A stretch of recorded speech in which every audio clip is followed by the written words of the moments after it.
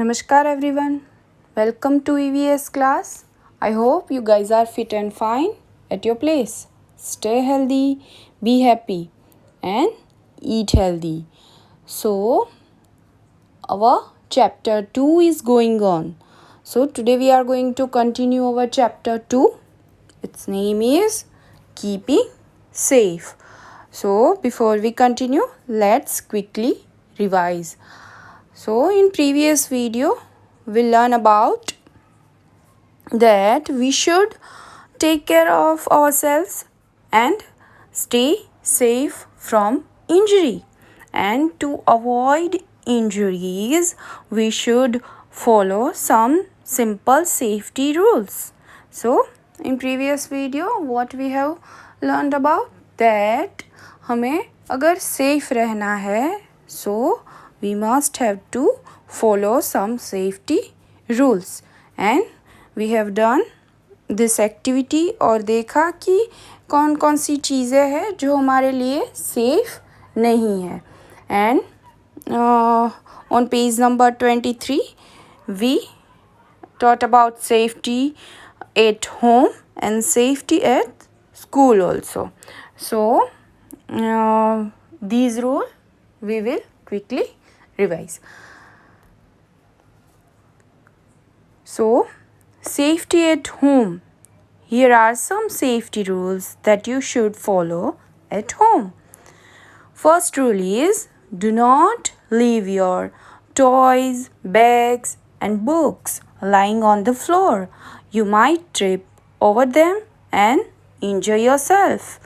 So as you can see, Ayan trips over toys. So never leave your toys, bags and your stuff lying on a floor. नहीं तो आप गिर जाओगे और injured हो जाओगे. Second rule, be careful while walking on wet bathroom floors. You might slip on the floor and get hurt. Be careful while walking on wet bathroom floor या फिर वेट फ्लोर कहीं भी, अगर स्कूल में भी कहीं पोछा लग रहा है, स्कूल में भी कहीं पानी गिरा हुआ है, so you must take care of it because you might sleep on the floor and get hurt. आप स्लीप हो जाओगे और आप अपने आप को हर्ट कर लोगे. यहाँ पे देखो, Imran slips on a wet bathroom floor. देखो ये स्लीप होके गिर गया. Next rule is never touch electric switches, plugs or wires with wet hands. You might get an electric shock.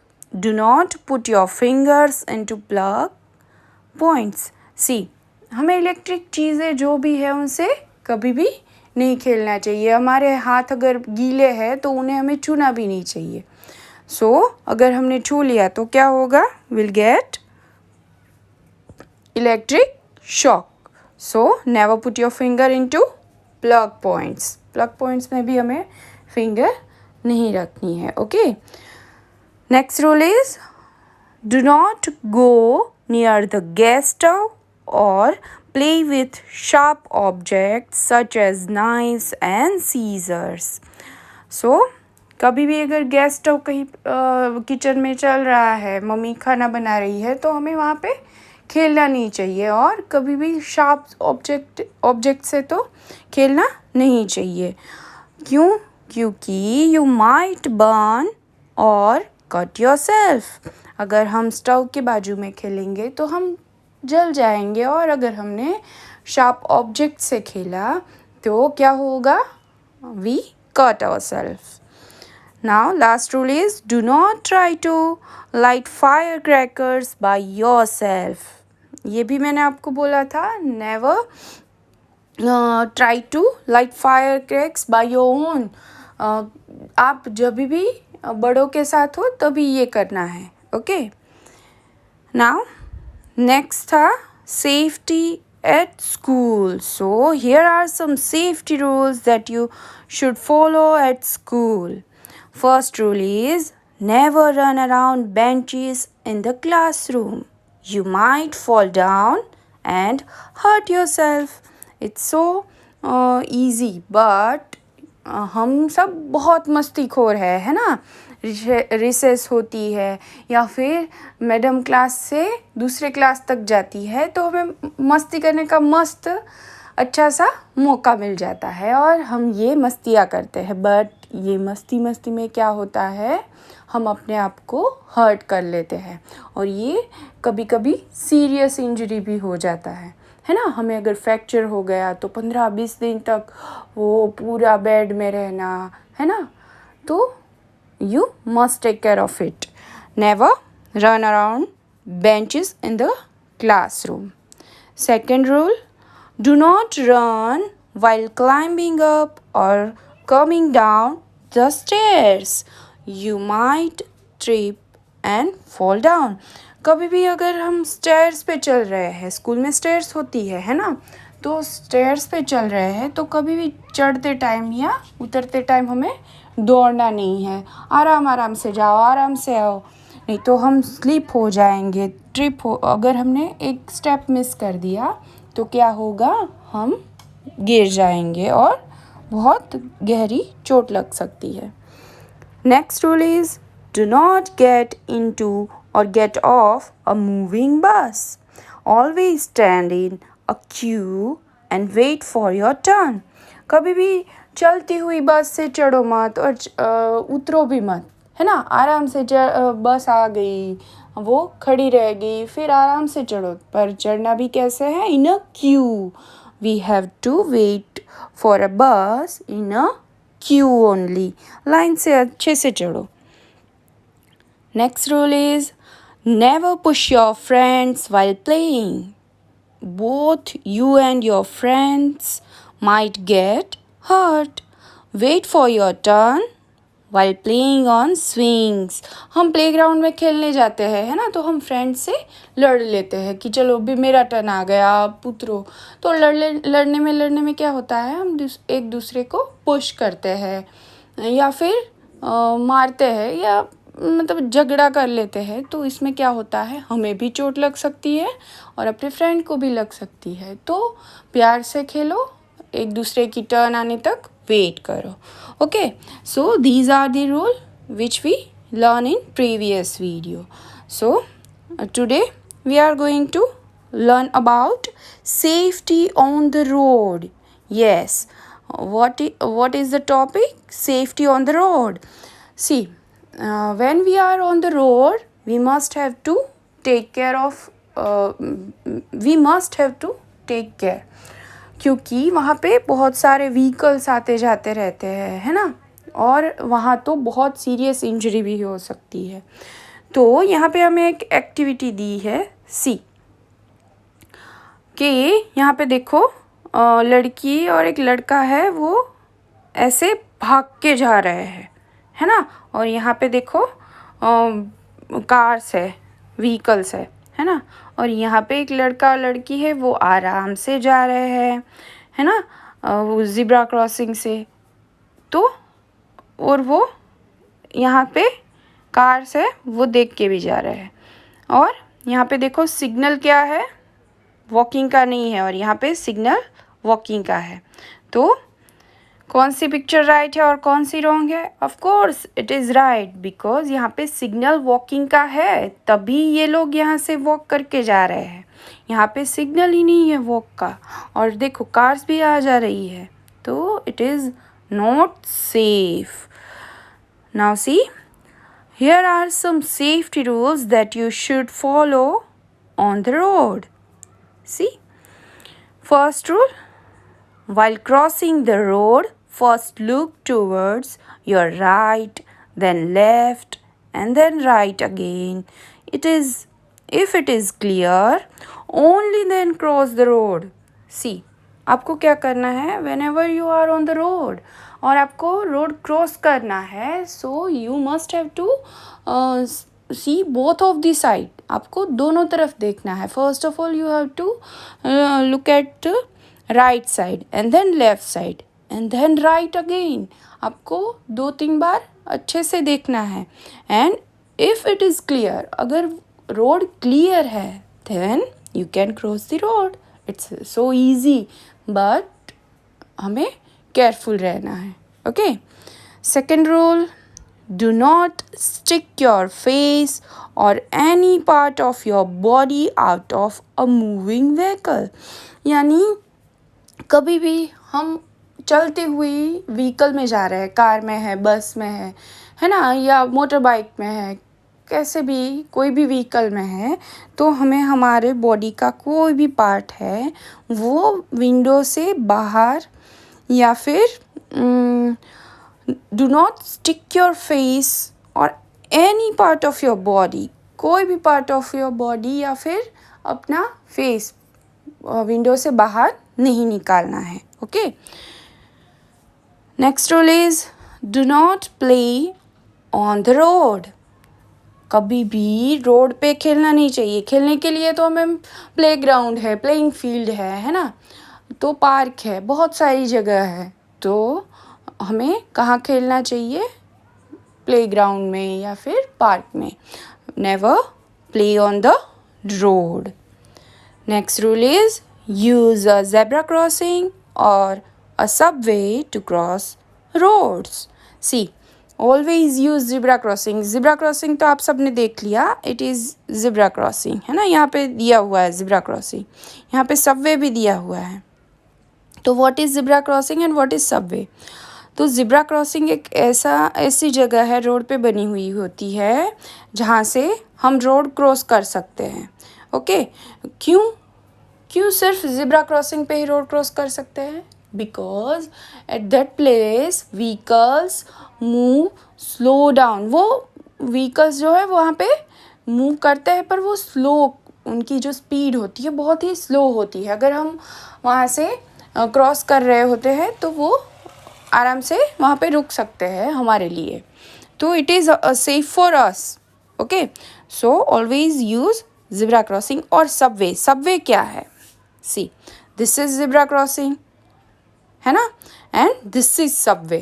Subway एक ऐसी टनल होती है जो रोड के ऊपर बनी हुई होती है, रोड के नीचे बनी हुई होती है ना, जहाँ से हम रोड क्रॉस कर सकते हैं. तो see, use zebra crossing and subway to cross the road. यहाँ पे आपको वर्ड हेल्प में दिया हुआ है. What is zebra crossing? Area on a road marked with black and white lines. वो कैसी लाइन होती है? ब्लैक एंड वाइट लाइन्स होती है. And Subway and underground path, वो एक अंडरग्राउंड पाथ होता है. So it is zebra crossing and subway. Next rule, always walk on the footpath. See, हम कहीं चल के जा रहे हैं तो हमें रोड पे चलना चाहिए या फिर फुटपाथ पे? इट्स ईजी, हमें फुटपाथ पे चलना चाहिए. रोड के बाजू में एक फुटपाथ बनाई होती है, उसमें ही हमें चलना चाहिए. Now see, we have activity. Put right for those who are following safety rules and a cross for those who are not in the boxes provided. Okay. यहाँ पे आपको बॉक्सेस दिए हुए हैं, देखो, और आपको जो रूल है वो फॉलो कर रहे हैं उनके लिए आपको राइट टिक करना है, और जो रूल फॉलो नहीं कर रहे हैं उनके लिए आपको रॉन्ग टिक मार्क लगाना है. This is in your homework. But see, यहाँ पे आपको क्या दिया हुआ है? For the vehicles.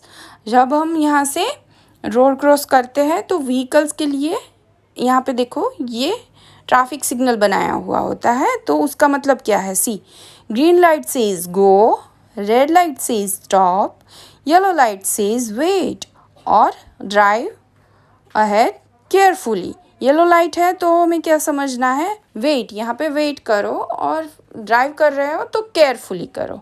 Okay. So these are the traffic signal light जो साइन करती है that green says go, red says stop and yellow says wait. Now turn the page number 25.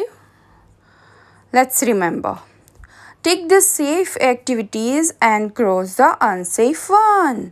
सी, ये हमें रिमाइंडर के लिए है। हमने आगे जो रूल्स सीखे हैं उससे हमें यहाँ पे ये 5 एक्टिविटीज़ दी हुई है, जिसमें हमें क्या करना है, जो एक्टिविटीज़ सही है उसे हमें राइट करना है और जो अनसेफ है उसे हमें क्रॉस करना है। सी, यहाँ पे लिखा है tick the safe activities and cross the unsafe ones. Okay, तो this is also in your homework. Now see, first aid. What is the topic is first aid. तो फर्स्ट एड क्या है? फर्स्ट एड यानी प्राथमिक जो हमारा उपचार होता है। हमें चोट लग गई, चलो अभी आपने कभी भी स्कूल में या फिर घर में कहीं चोट लगा ली अपने हाथ से, अपने हाथ में चलो कट लग गया, या फिर आप खेलते खेलते गिर गए, आपने मम्मा या फिर टीचर से जाके बोला कि मुझे यहाँ पे लग गया है। तो टीचर पहले क्या करती है, वो कॉटन लेती है, आपका जो घाव होता है वो साफ़ करती है, एंड देन वो क्या करती है, एंटीसेप्टिक क्रीम लगाती। तो ये हुआ फर्स्ट एड, इसे बोलते हैं प्राथमिक उपचार, जो फर्स्टली हम करते हैं। फिर अगर वो कट बड़ा है या फिर खून ज़्यादा आ रहा है या फिर चलो कि नहीं भी हो रहा, पर फिर भी ये फर्स्ट एड होने के बाद हम हॉस्पिटल जाते हैं, ताकि हॉस्पिटल जाते जाते जो हमारा घाव है वो ज़्यादा बढ़ ना जाए। तो आई समझ में बात? तो this is called first add. Now see, we should give immediate care and attention to an injured person. See, कभी भी कोई इंजर्ड पर्सन को हम देखें तो हमें इमीडिएटली उसे अटेंड करना चाहिए, अटेंशन देनी चाहिए और उनका जो है वो केयर करना चाहिए। The immediate help given to an injured person is called first aid.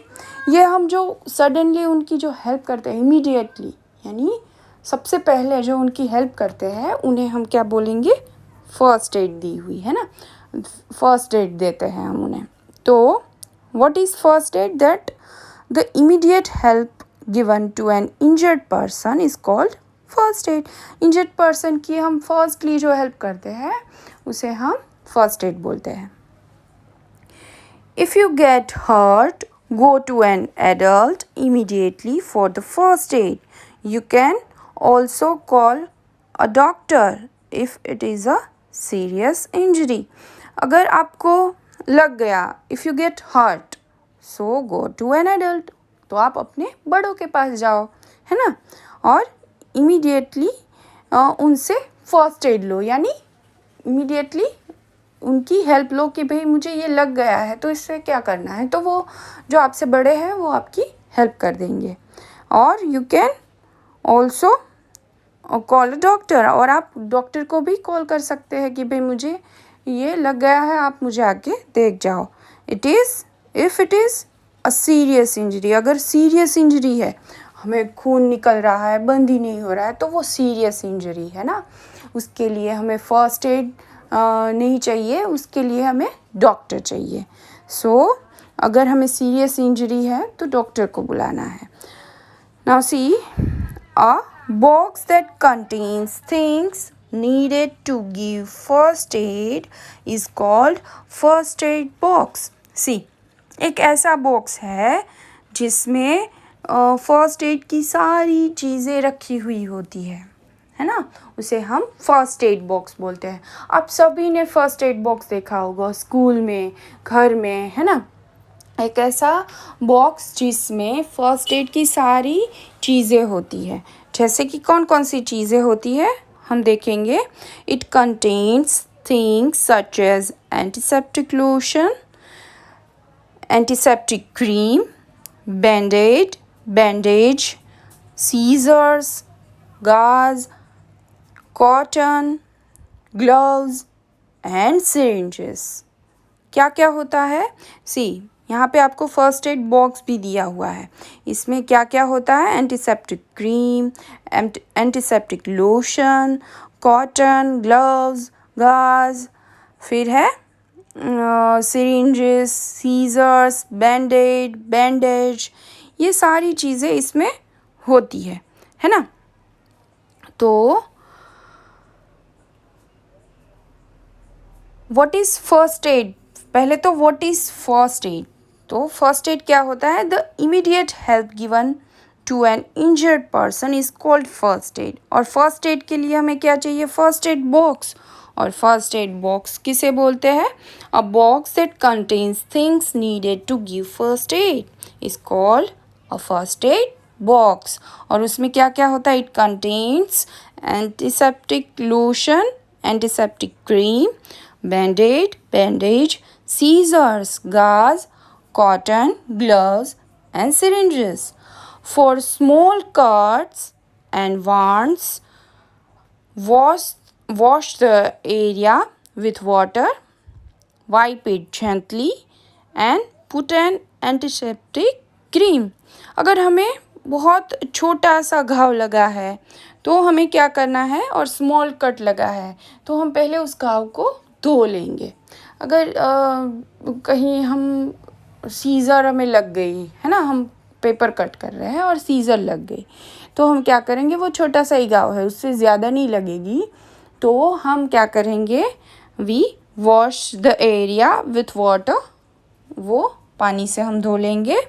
Wipe it gently, अच्छे से जेंटली हम उसे वाइप करेंगे, पोंछेंगे। And put an antiseptic cream, और उसके ऊपर हम एंटीसेप्टिक क्रीम लगा देंगे। देन टाई अ बैंडेज और a clean handkerchief around the wound. See, और घाव के आजू बाजू हम क्या लगा देंगे?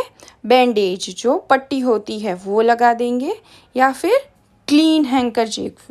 Keep it in your mind, whenever आपको कोई कट लग गया या फिर आप इंजर हो गए, तो you have to wipe your wound with clean things. Okay, clean चीज़ों से ही साफ़ करनी है। कॉटन है, या आप हैंकरचीफ यूज़ कर रहे हो, या बैंडेज यूज़ कर रहे हो, it should be clean. If the wound is deep, go to a doctor immediately. अगर आपका जो घाव है ना, वो बहुत ही डीप है, उसमें से ब्लड बहना ख़त्म ही नहीं हो रहा है, तो आपको तुरंत ही immediately you should go for doctor. So this is our first aid box. See, ऐसा फर्स्ट एड बॉक्स होता है जिसमें antiseptic lotion and antiseptic cream, scissors, ये सब होता है। तो it is called first aid box. So word that help: antiseptic, something that kills germs. जब हमने हार्ड वर्ड्स करे थे, मैंने आपको समझाया था व्हाट इज़ एंटीसेप्टिक क्रीम, जो हमारे घाव के ऊपर लगे हुए जर्म्स को मार दे, जिससे हमारा जो घाव है वो सड़ ना जाए, है ना। इसीलिए we use antiseptic cream. So in homework you have to do activities जो मैंने आपको दी अभी, and you have to read whole chapter. आपको पूरा चैप्टर रीड करना है। ओके।